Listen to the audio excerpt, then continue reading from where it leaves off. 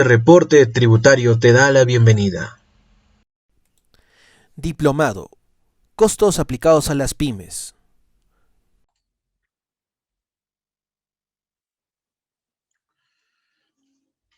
Bienvenidos, estimados participantes, al curso de costos aplicados a las pymes. Hoy día vamos a desarrollar el módulo 3 que trata sobre el costeo de mano de obra directa. Entonces, ya habíamos hablado del primer elemento de los costos que tiene que ver con el costo de la materia prima directa, ¿no? Porque también hay materiales indirectos que después vamos a tratar cuando hablemos de los costos indirectos de fabricación. Entonces, vamos a empezar recordando la sesión anterior, donde hablamos precisamente del costo de la materia prima. Entonces, habíamos visto en esa sesión que el costo de la materia prima directa se refiere a esa materia prima, es decir, a esos materiales que van a ir integrados al producto final. Y los podemos identificar claramente en ese producto final, ¿no? Entonces, si nosotros vemos un jean, pues vamos a ver que ese jean está hecho de tela, ¿no es cierto? Entonces, el material directo con el cual se ha elaborado ese jean es esa tela. Pero también vamos a ver que tiene botones, cierres, etcétera, etcétera. Todo eso, entonces, que forma parte integral del producto terminado es lo que conocemos como materia prima. Y a esa materia prima le vamos a llamar directa, repito, porque también van a haber materiales indirectos que se van a integrar al costo, pero a través de los costos indirectos de fabricación, que es el tema del cual hablaremos en la sesión próxima. Hoy día entonces vamos a hablar de la mano de obra directa. Y para hablar de la mano de obra directa tenemos que hablar también de los factores de producción. Sabemos que estos principalmente se definen como dos. El primero tiene que ver con el capital y el segundo con el trabajo. Pero ¿qué cosa debemos entender nosotros por trabajo? El trabajo entonces es un servicio personal que realiza una persona en calidad de dependiente de una empresa. Es decir, en un contrato de trabajo se establece una relación laboral. Esta relación laboral puede ser una relación realizada en forma verbal o en forma escrita. Y el trabajador, por lo tanto, se obliga a prestarle a esa empresa un servicio personal que tiene que ser retribuido. Entonces, este contrato de trabajo establecido entre la empresa y el trabajador es uno de los factores que desarrolla el proceso productivo. Este trabajo requiere entonces por parte del trabajador una serie de habilidades. Y esas habilidades pueden ser intelectuales, es decir, aquellas que están relacionadas con el esfuerzo físico mínimo, porque más es un esfuerzo intelectual, y por otro lado, habilidades del orden manual, es decir, que tienen que ver con el trabajo manual del obrero, del trabajador, al cual le llamamos mano de obra. Y se caracteriza porque ahí hay un mayor esfuerzo físico. Entonces, el trabajo en general requiere habilidades por parte del trabajador de naturaleza intelectual o de naturaleza manual. Dependiendo entonces de estas características, lo vamos a clasificar como trabajo fundamental o principalmente físico o trabajo principalmente mental. Entonces, ¿qué cosa es la mano de obra? Pues es el esfuerzo físico o mental que se emplea en la fabricación de un producto. Entonces, en la fabricación de un producto se va a requerir no solamente esfuerzo físico, esfuerzo manual, sino también esfuerzo mental, intelectual. ¿Cuándo? Cuando se tiene que planificar esa producción. ¿Quiénes planifican la producción? Pues los ingenieros de planta, los ingenieros industriales.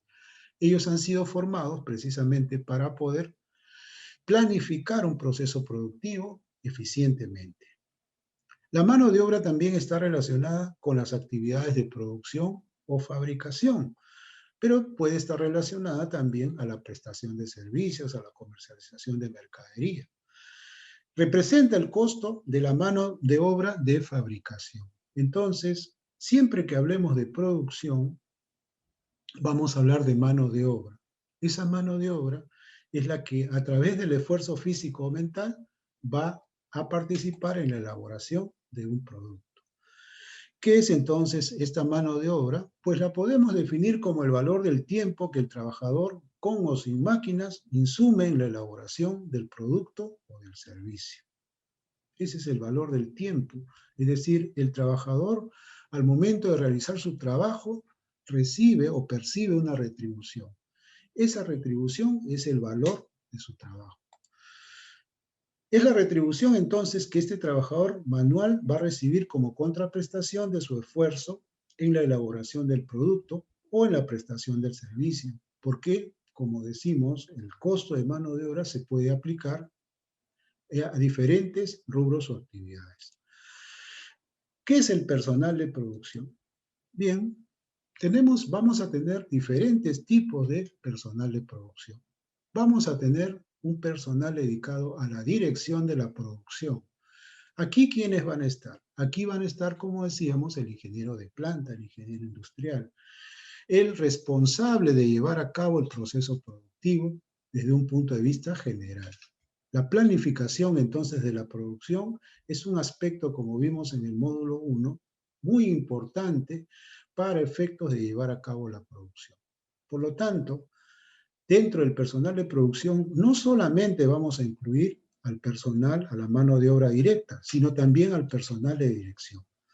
También vamos a incluir a los mandos medios. ¿Qué cosas son los mandos medios? Pues el personal de supervisión. Todo proceso productivo tiene que ser entonces supervisado por estos supervisores precisamente del trabajo del obrero. El control de calidad, por ejemplo, es importante en un proceso productivo. La entrega, por ejemplo, de la materia prima para el proceso productivo en las cantidades adecuadas, en el momento adecuado, es también importante. Todo esto, entonces, se refiere a la supervisión y al acondicionamiento de los requerimientos que necesita un trabajador obrero para poder realizar su trabajo. Y finalmente, también vamos a tener personal administrativo, ¿no? Como el personal de almacén, de seguridad, ayudantes, auxiliares en el proceso productivo, etc. A todo este conjunto, entonces, de personal que participa indirectamente en el proceso productivo, le vamos a llamar mano de obra indirecta. Y lógicamente vamos a tener una mano de obra directa, que es la parte más importante, que son los operarios, es decir, quienes van a manipular la materia prima. Ellos son la parte más importante, pero no podrían llevar a cabo su trabajo si es que no tuvieran una dirección, una supervisión adecuadas, o si no tuvieran el apoyo administrativo para poder realizar su trabajo. Entonces, ambas manos de obra, la directa y la indirecta, se complementan para poder llevar a cabo el proceso productivo. ¿Cómo se le paga a un trabajador? Pues va a depender de qué tipo de trabajador estamos hablando. Entonces, en el proceso productivo, en la planta industrial, nosotros podemos tener, por ejemplo, empleados. El empleado cobra su sueldo de manera quincenal o mensual. Desempeña una ocupación predominantemente intelectual, profesional, administrativa, técnica o de oficina. Eso es un empleado desde el punto de vista laboral.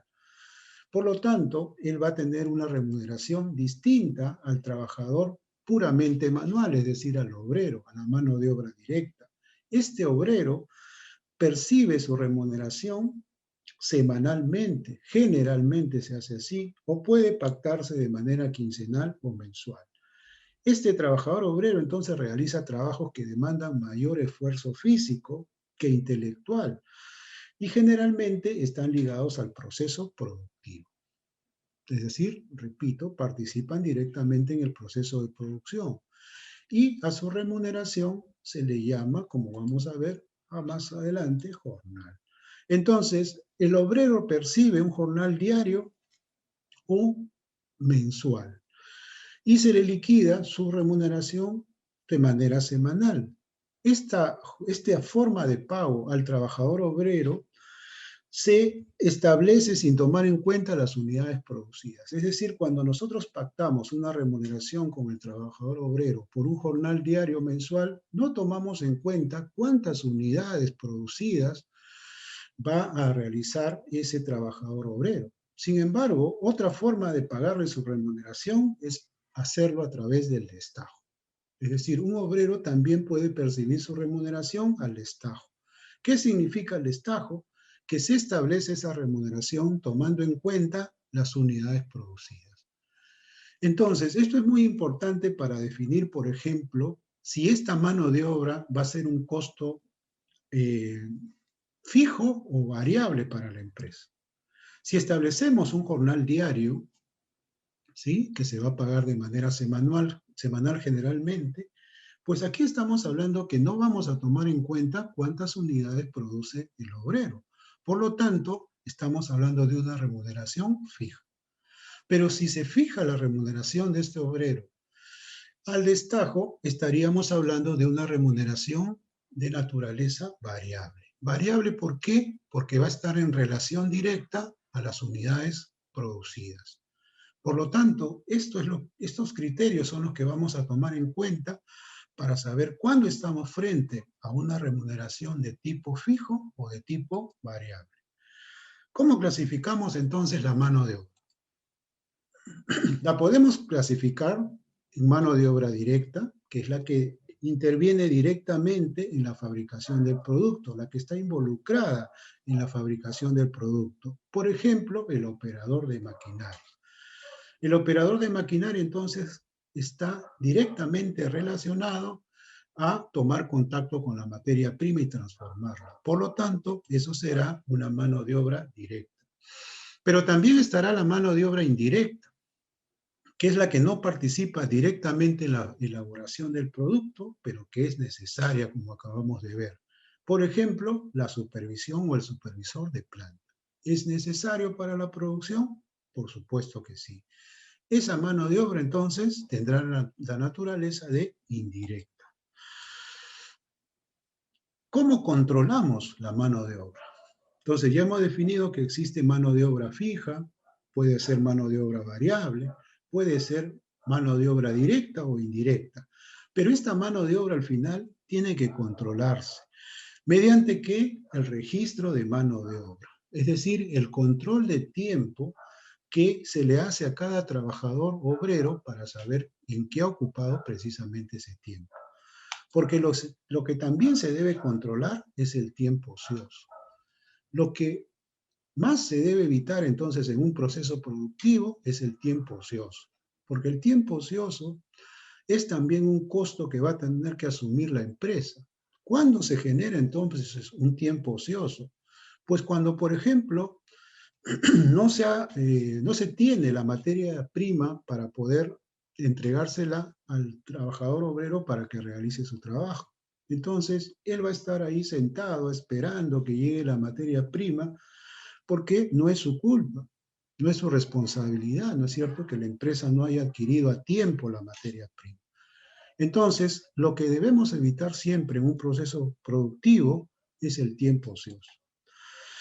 Este control de la mano de obra, este registro de la mano de obra al final, se tiene que dar porque se debe asignar al costo de producción toda esta mano de obra. ¿Y cómo se va a asignar ese costo? Pues a través de diferentes criterios. Por ejemplo, se puede asignar esa mano de obra a través de las horas de mano de obra directa que se ha utilizado en la elaboración del producto. También se puede asignar mediante las horas máquina, es decir, cuántas horas máquina han sido insumidas en el proceso productivo. O también tomando en cuenta las unidades producidas, que es la metodología más común. O tomando en cuenta el costo de materiales directos que se han usado en el proceso productivo. Entonces, si yo quiero asignar este costo de mano de obra, sea directa o indirecta, al proceso productivo, a determinado departamento, actividad o fase del proceso productivo, yo puedo tomar diferentes criterios. Si toma el criterio entonces de las horas de mano de obra directa, pues eso quiere decir que vamos a asignar más costo de mano de obra directa a aquel producto que requiera mayor cantidad de tiempo por parte de los obreros. Si vamos a asignar mayor cantidad de horas máquina al momento de asignar el costo de mano de obra directa, es porque el obrero va a estar más tiempo procesando esa materia prima. Y como decíamos, el método más usual es asignarlo en base a las unidades producidas. Es decir, mientras más cantidades producimos, pues ese costo de mano de obra directa va a minorar. Pero mientras menos cantidad de unidades producimos, ese costo de mano de obra directa va a ser mayor. Entonces, la eficiencia o ineficiencia en el costo de mano de obra directa se va a ver cuando distribuimos según la cantidad de unidades que hemos producido en un periodo. ¿Cómo calculamos el costo de mano de obra? Pues tenemos que tomar en cuenta los conceptos remunerativos y no remunerativos que están establecidos en las normas laborales. ¿Qué significa eso? Que vamos a incluir todos los pagos pactados con el trabajador obrero, que repito, pueden ser conceptos remunerativos, como el sueldo básico, el jornal básico, pero también pueden haber conceptos no remunerativos, como la movilidad, por ejemplo, o la alimentación. Entonces, esto va a depender del contrato de trabajo que tenga cada trabajador obrero en la planta industrial. Podemos considerar entonces estos dos tipos de remuneración. Pero ¿cuál es la diferencia fundamental? Los conceptos remunerativos se aplican también para el cálculo de los beneficios sociales.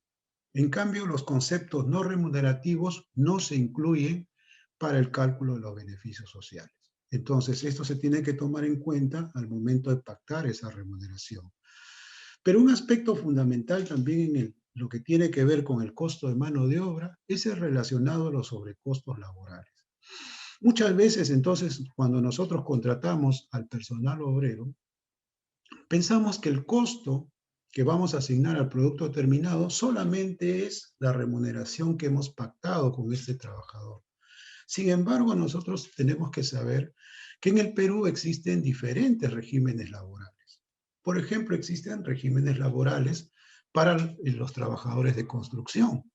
Existen regímenes laborales para los trabajadores mineros. Hasta hace unos meses existía un régimen laboral para el trabajador agrario. Estos regímenes laborales, entonces, se aplican según el tipo de actividad, como estamos viendo. Pero para el caso de las industrias, existen principalmente dos regímenes laborales. Lo que conocemos como el régimen laboral común o como el régimen MIPE laboral. Entonces, los sobrecostos laborales, que incluyen las contribuciones por salud, otras contribuciones como el SENATI, por ejemplo, los beneficios sociales como las vacaciones, las gratificaciones, la compensación por tiempo de servicios, entre otros, van a depender de en qué régimen laboral se encuentra la empresa. Si la empresa se encuentra en el régimen laboral común, significa que los beneficios sociales que va a pagar al trabajador van a ser completos. Es decir, va a pagar una remuneración completa por vacaciones, una remuneración completa en la gratificación de julio y otra remuneración completa en la gratificación de diciembre, una compensación por tiempo de servicios equivalente a una remuneración completa. Pero si la empresa está acogida al régimen MIPE laboral, entonces ahí la cosa cambia, porque estos beneficios sociales que va a percibir el trabajador serán solamente la mitad que le correspondería si la empresa estuviera en el régimen laboral común. Entonces, el régimen laboral MIPE busca precisamente aminorar los costos de mano de obra que requieren las pequeñas y medianas empresas. Las contribuciones generalmente van a ser las mismas, pero el ahorro está en el costo de los beneficios sociales que debemos aplicar a cada trabajador, sea este administrativo o de producción. Entonces, cuando nosotros calculamos el costo de mano de obra, tenemos que tener en cuenta no solamente la remuneración que vamos a pagar al trabajador, sino también los que llamamos sobrecostos laborales, y que van a depender del régimen laboral al cual se encuentra afecta la empresa. ¿Qué son entonces los sobrecostos laborales? Debemos entenderlo como pagos adicionales a la remuneración que el empleador tiene que asumir por efecto de las normas laborales vigentes. Por concepto de proporcionar beneficios laborales a sus trabajadores, pero también contribuciones, por ejemplo, para salud o seguros, como el seguro complementario de trabajo de riesgo. Entonces, los beneficios sociales principalmente abarcan las vacaciones, las gratificaciones y la compensación por tiempo de servicio. Pero repito, esto estará calculado o deberá ser calculado en función del régimen laboral aplicable a cada caso en particular. Contribuciones a cargo del empleador. ¿Qué cosas son estas contribuciones? Estas contribuciones, entonces, buscan cubrir al trabajador ante cualquier eventualidad o ser una contribución específica a una institución como por ejemplo el SENATI. Entonces, cuando contratamos mano de obra, tenemos que tomar en cuenta que vamos a tener que pagar un aporte del 9% de la remuneración del trabajador a una entidad llamada de salud. ¿Y para qué? Para que el trabajador tenga cobertura de salud. No solamente él, sino también su esposa o conviviente o sus hijos. Entonces, vamos a tener que aportar el 9% de la remuneración del trabajador como una contribución a salud. El otro tipo de contribución que vamos a tener que pagar por ser una empresa industrial es el SENATI. Vamos a tener que aportar el 0.75% de la remuneración del trabajador obrero, solamente del personal obrero, a esta institución, llamada SENATI. ¿Y para qué? Bueno, el SENATI tiene por objetivo formar personal industrial, ¿no? Trabajadores industriales. Por lo tanto, los industriales peruanos aportan a esta institución para obtener o para tener a la mano, pues, a ese personal que van a requerir en algún momento. También tenemos el seguro complementario de trabajo de riesgo, que es el aporte que se paga según el riesgo al cual está expuesto el trabajador ante la eventualidad de un accidente de trabajo, por ejemplo. Entonces, la empresa tiene que cubrir al trabajador por cualquier accidente. El pago que va a hacer, lógicamente, va a depender del riesgo al cual está expuesto el trabajador. A mayor riesgo, pues mayor será esa contribución. Los beneficios sociales, ¿a qué se refieren? Estos beneficios sociales básicamente son 3 y están normados en dispositivos específicos. Es decir, la norma de vacaciones tiene una normatividad específica, la compensación por tiempo de servicio es igual, las gratificaciones igual. Y tienen también formas o fechas de pago establecidas en estas normas legales. Pero ¿cuál es el objetivo de estos beneficios? Las vacaciones, por ejemplo, se pagan al trabajador cuando éste ha cumplido un año continuo de labor a favor de la empresa. Pero no solamente se pagan en este momento, sino también se pueden pagar vacaciones truncas, es decir, cuando el trabajador no ha cumplido un periodo completo, es decir, un año, trabajando para la misma empresa. Si el trabajador hubiese cumplido un año, se generan 2 tipos de derechos. Primero, el derecho al pago de la remuneración vacacional, pero también el derecho al descanso físico. Es decir, si yo cumplo un año de trabajo ininterrumpido para una empresa, tengo derecho a descansar, dependiendo del régimen laboral, 30 días o 15 días. Descansaré 30 días si la empresa está en el régimen laboral común. Descansaré 15 días si la empresa está acogida al régimen MIPE laboral. Entonces, ese es el objetivo de las vacaciones. En el caso de la compensación por tiempo de servicio, lo que busca esta compensación es que el trabajador, en la eventualidad de quedarse sin trabajo, porque renuncia, porque lo despiden, etcétera, tenga un fondo acumulado para poder, digamos, solventar sus gastos mientras se reinserta en la actividad económica, es decir, mientras encuentra un nuevo trabajo. Ese es el objetivo de la compensación por tiempo de servicios. Y esta se paga mediante dos depósitos que se hacen en el año, el 15 de mayo o el 15 de noviembre. También tenemos las gratificaciones, que se pagan de acuerdo a su normativa especial el 15 de julio o el 15 de diciembre, pero que debemos ir devengando cada mes, porque estas gratificaciones tienen por objetivo cubrir, pues, digamos, los gastos adicionales que generan estas fiestas. Entonces, estos beneficios sociales como las vacaciones, la compensación por tiempo de servicios, las gratificaciones, vamos a tener que pagárselas al trabajador cuando éste está en planilla. Veamos entonces ahora la siguiente situación. Confecciones Horizonte entonces fabrica pijamas de polar para damas. Tiene en su planilla 30 obreros que en total representan un costo de mano de obra de 50.000 soles. Lógicamente aquí estaremos incluyendo tanto la remuneración del trabajador como las contribuciones más los beneficios sociales, porque hemos dicho que vamos a incluir los sobrecostos laborales. ¿Cuánto es el costo total de la mano de obra directa? Entonces, para considerar este costo total de mano de obra directa, tengo que sumar la remuneración, sea conceptos remunerativos o no remunerativos que le pago al trabajador, más las contribuciones a salud, más la contribución al SENATI, más la contribución al seguro complementario de trabajo de riesgo, pero también tengo que considerar los beneficios sociales, las vacaciones, las gratificaciones y también la compensación por tiempo de servicios. Al sumar todos estos conceptos, entonces vamos a obtener el costo total de mano de obra del periodo. Ahora, si quisiéramos entonces calcular tanto la remuneración como sus sobrecostos laborales, tendríamos que hacer el siguiente cálculo. Vamos a partir entonces de la remuneración total, que viene a ser 50.000 soles, según los datos del caso que acabamos de plantear. Calculamos el de salud, que es el 9%, y eso nos da 4.500 soles. Luego calculamos el SENATI, que es 0.75%, y obtenemos 375 soles. Supongamos que el seguro complementario de trabajo de riesgo que debe pagar la empresa es del 1%, pues aquí tendremos 500 soles.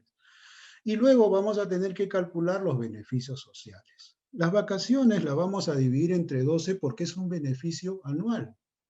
Es decir, cada mes vamos a tener que provisionar un gasto por vacaciones equivalente a un doceavo. En este caso nos da 4.167. Vamos a calcular también la compensación por tiempo de servicios, es decir, todos los meses vamos a tener que provisionar este gasto, que se va a convertir después en costo de mano de obra. Y en este caso también vamos a dividirlo entre 12 porque es un beneficio por año. Entonces nos va a dar 4.167.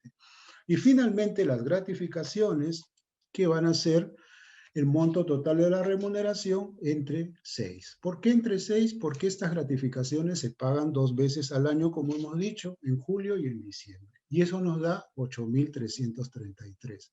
Si sumamos entonces cuánto sería el costo total de mano de obra directa, tendremos que incluir la remuneración más todas las contribuciones y beneficios sociales. Ese sería el costo total de mano de obra directa. ¿Cuánto? 72.042 soles. Ahora, si quisiéramos saber cuánto es el costo de mano de obra directa por cada unidad producida, pues tendríamos que aplicar esta fórmula. Costo unitario de mano de obra directa, tendríamos que dividir el costo total de esa mano de obra directa del periodo entre las unidades producidas. Entonces, para hallar este monto, dividiríamos 72.042 entre las 50.000 unidades que hemos producido en ese mes. ¿Cuánto sería entonces el costo de mano de obra directa por cada unidad producida? 1.44. ¿Qué hemos hecho entonces? Para calcular el costo de mano de obra directa, tomamos en cuenta la remuneración total del trabajador, que incluye conceptos remunerativos y no remunerativos, las contribuciones a las cuales está obligado a pagar el empleador, más los beneficios sociales de acuerdo a las normas laborales vigentes en el Perú. Y obtenemos el costo total de mano de obra. Y podemos aplicar entonces el criterio de calcular cuánto sería el costo unitario por la mano de obra, y para este caso dividimos el costo total entre las unidades producidas en el periodo. Para entonces concluir, tenemos que el costo de mano de obra corresponde al esfuerzo físico, en el caso de la mano de obra directa, o al esfuerzo intelectual o mental, en el caso de la mano de obra indirecta, utilizado para la producción de bienes. El costo de mano de obra directa, entonces, se integra directamente al costo del producto terminado. En cambio, el costo de mano de obra indirecta se atribuye, pero de manera indirecta, por eso se llama así, a través de los costos indirectos de fabricación, que vamos a ver más adelante. Y finalmente, en el Perú, además entonces de la remuneración del trabajador, deben pagarse contribuciones y beneficios sociales que afectan el costo de mano de obra. A estos sobrecostos laborales, entonces, nos referimos cuando hablamos del costo total de mano de obra. Tenemos que tomar en cuenta, entonces, siempre que hablemos de mano de obra, sea directa o indirecta, que debemos sumar la remuneración del trabajador más las contribuciones y los beneficios sociales a los cuales está obligada la empresa.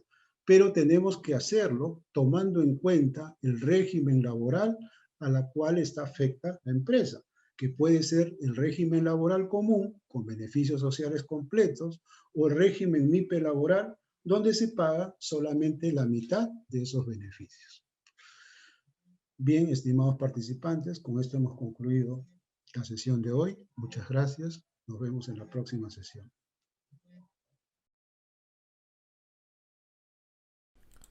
Si buscas cursos de tributación, encuéntralos aquí, en reportetributario.com.